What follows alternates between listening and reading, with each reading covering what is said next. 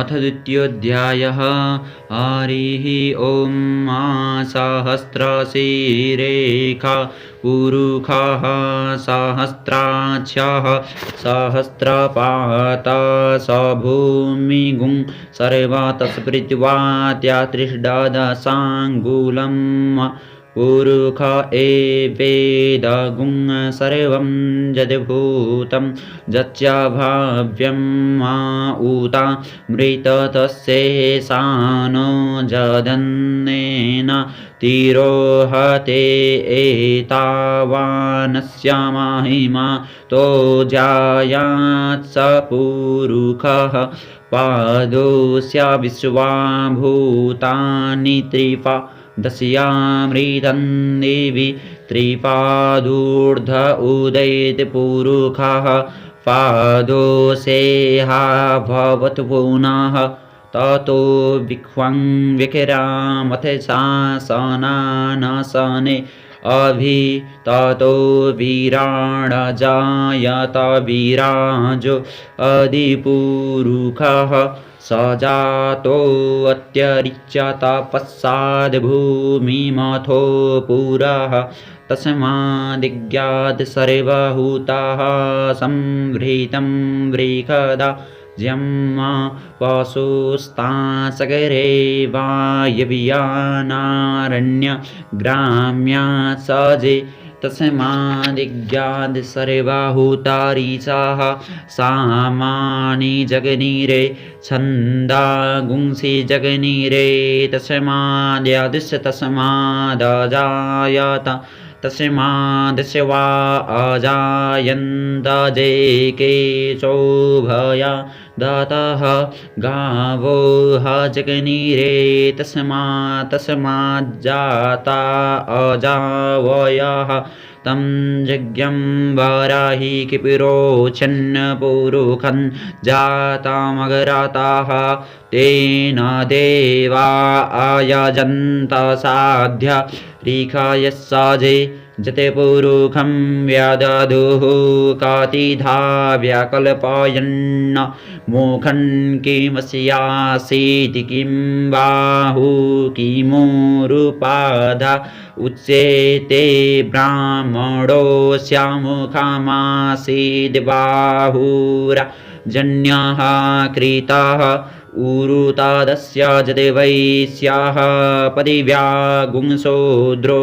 अजायत चन्द्रमा मनसो जात चक्षुः सूर्यो अजायत श्रोत्राद्वायुस्स प्राणस्य मुखादग्निरजायत नाभ्या आसीदन्तरिक्षगुंसेष्णोद्योः समव्रतत पदिव्यां भूमृदिशः श्रोत्रा तथा लोकान् अकल्पयन् चतुर्पुरुषेण हविषा देवा जज्ञामतन्वत वसन्तोऽस्यासीदा जङ्ग्रीष्म इति महाशरद्भिः सप्तास्यासन् परिधाय स्त्रीः सप्तासमिदाः कृताः देवा जदन्यन्तन्वान् अवदनन् पुरुखं पशुं जज्ञेन जज्ञामयजन्त देवास्तानि धर्माणि प्रथमान्यासन् ते हनाकं महिमानः ससन्त जठरपूर्वे साध्याः सन्ति देवाः अधिव्याः संवृताः पृथिव्यैरासात् स विश्वशोकर्मणः समव्रतताग्रे तस्य तुष्टा विदधतिरूपमेति तन्मर्तस्य देवोत्तमा जानमग्रे वेदाहमेतं पुरुखं महान्तमा द्वितीयवर्णं तामसः परस्तात् तमेव विदित्वाति मृत्युमेति नान्यः पन्था विधते यनाय प्रजापतिः सरति गर्भे अन्तर्जायमानो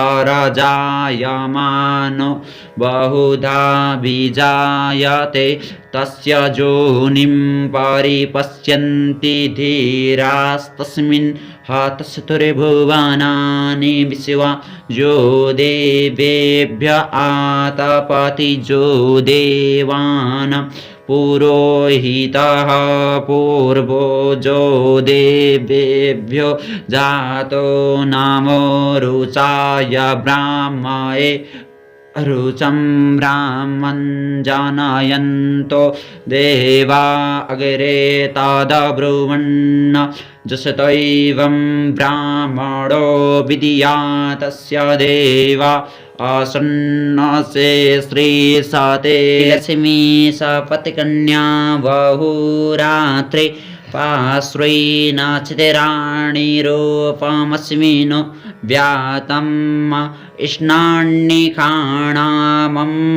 इखाण सर्वलोकम् इखाण